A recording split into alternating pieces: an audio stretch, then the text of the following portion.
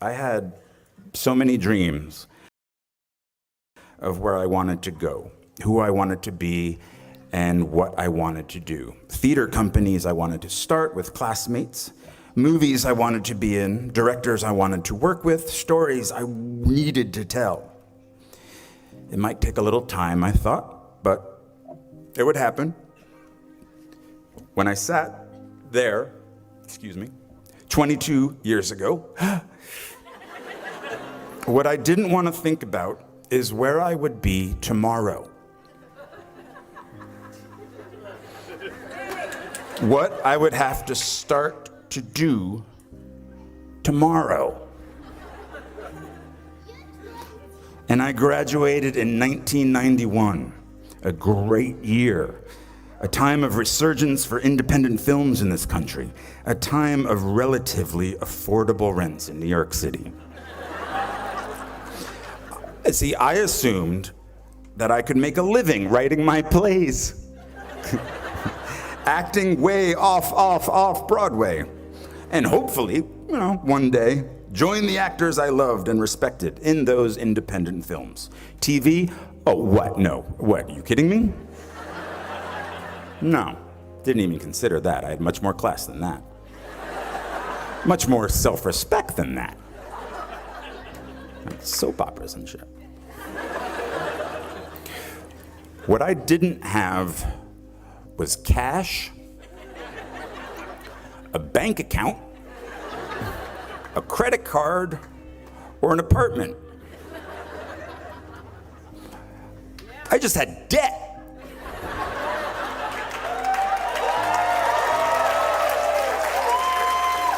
A big, hungry, growing larger every moment debt. So as you will tomorrow, I had to leave beautiful Vermont. I packed the life that I knew with socks and a toothbrush into my backpack, and I slept on couch after couch after couch after couch at friends' apartments in New York until I wore out their rent-paying roommates' welcome. I didn't want a day job. I was an actor. I was a writer. I was a Bennington graduate. I had to get a day job. I dusted pianos at a piano store on Ludlow Street for 5 months. I worked on the property of a Shakespeare scholar for a year, pulling weeds and removing bees' nests. I went on unemployment once, but not for long. I couldn't handle the guilt. Eventually, I was able to pay rent for a spot on the floor of an apartment on the Lower East Side, but my roommate had a breakdown and disappeared. He later resurfaced in a religious cult. I'm making this sound romantic. It really wasn't.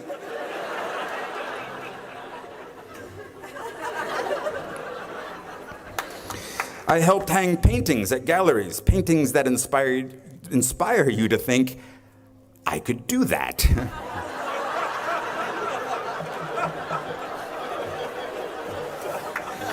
And then, finally, after 2 years of job and couch surfing, I got a job in application processing as a data enterer at a place called Professional Examination Services. And I stayed for 6 years. 6 years. Longer than my time at Bennington.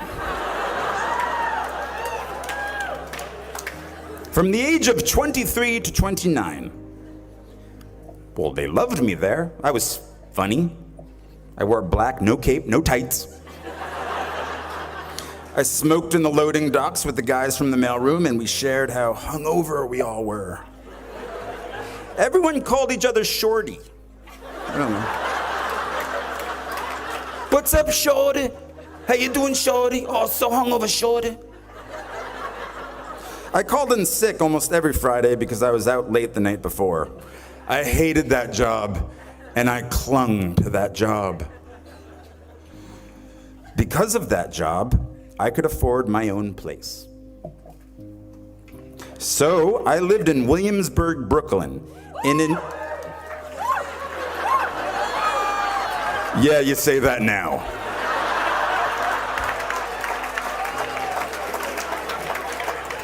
Oh, my kingdom for a time machine. Yeah, that's right. I lived in an industrial loft.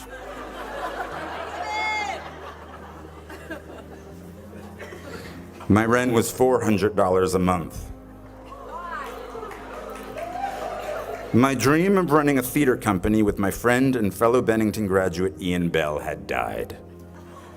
I won't go into those details, but neither one of us had any business sense, and the theater we lived in, it had no heat or hot water.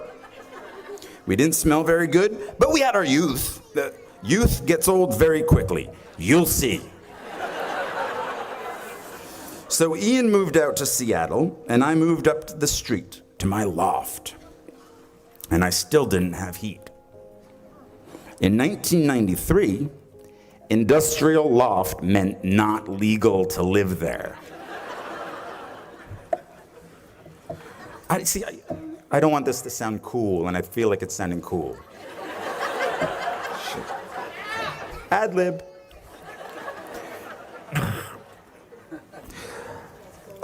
But I did have hot water. Hot water in my bathroom, which a friend of mine using said bathroom once shouted, "It smells exactly like a summer camp in here." It was true. For some reason, in the middle of Brooklyn, there was earth in my shower. Actual earth. And then, oh look, mushrooms growing from the earth. But I was safe, though. The Ideal Fire Control Company was right across the street where they make all the chemicals that put out chemical fires. I did not fear a chemical fire. I would be okay. And all those chemicals in the air were okay too, because up the street we had the spice factory. They made spices. And that just covered everything up in a nice cumin scent. I had a rat. But that was okay, because I got a cat. His name was Brian, no relation.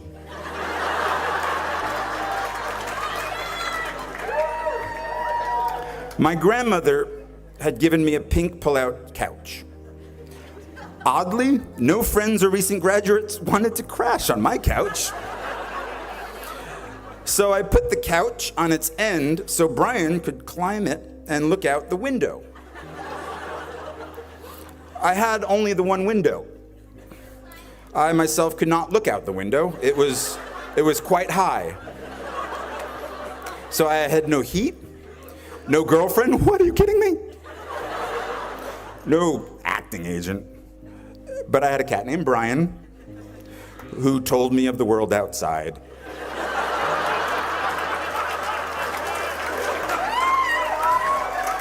And I stayed for 10 years. No, don't pity me. There's a happy ending. When I was 29, I told myself, the next acting job I get, no matter what it pays, I will, from now on, for better or worse, be a working actor. So I quit my position at the Professional Examination Services. My friends really weren't happy about that because it was so easy to find me when I worked there. Work was the only place I had the internet. This was at the beginning of the internet. And now I didn't have either the internet or a cell phone or a job. But something good happened. I got a low-paying theater job in a play called Imperfect Love, which led to a film called 13 Moons with the same writer, which led to other roles, which led to other roles. And I've worked as an actor ever since.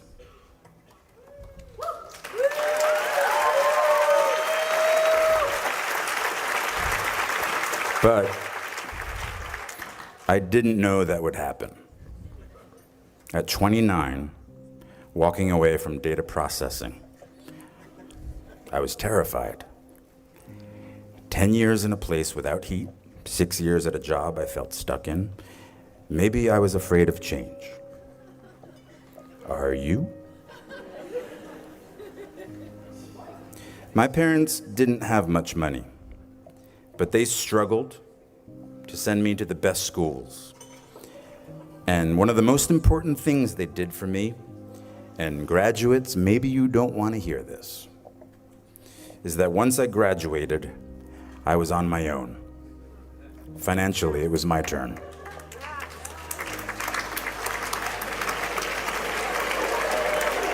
Parents are applauding, graduates are not.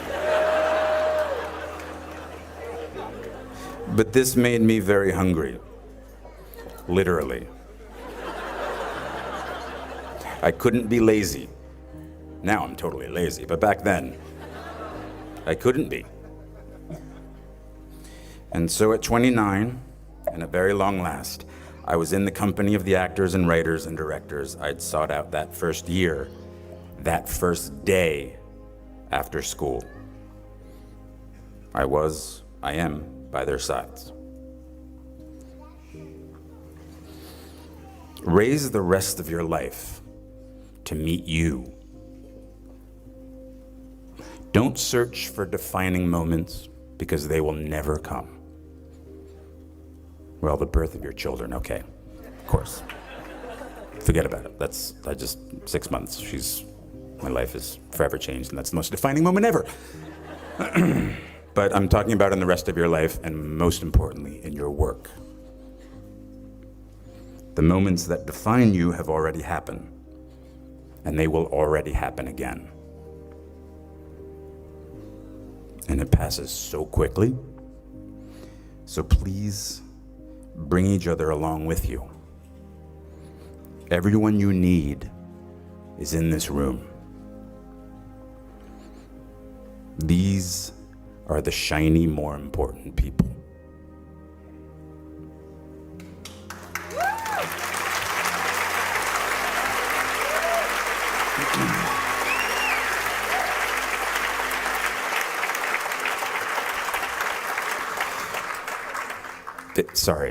It sucks after graduation. It really does. I mean, I don't know, at least it did for me, but that's the only thing I know. You just get a bit derailed.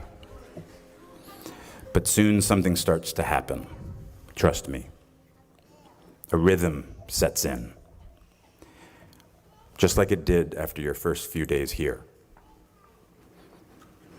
Just try not to wait until, like me, you're 29 before you find it. And if you are, that's fine too. Some of us never find it. But you will. I promise you. You are already here. That's such an enormous step all its own. You'll find your rhythm or continue the one you have already found. I was walking downtown in Manhattan the other day, and I was approached by a group of very sweet young ladies. Easy. Actually, they were sort of running feverishly down the street after me.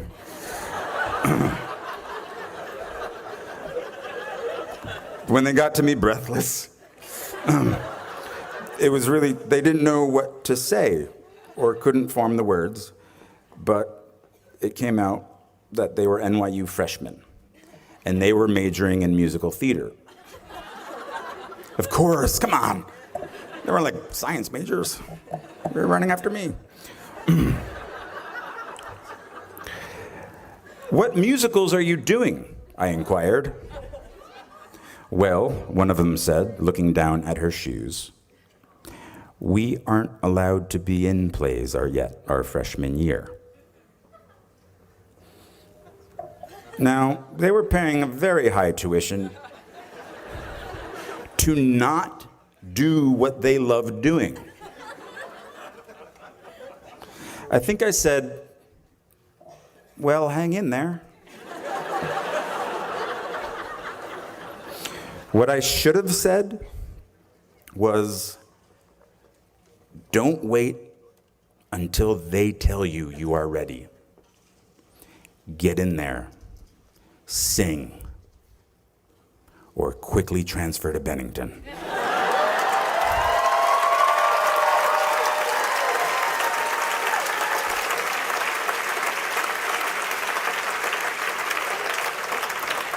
When I went to school here, if a freshman wanted to write, direct, and star in her own musical, the lights would already be hung for her.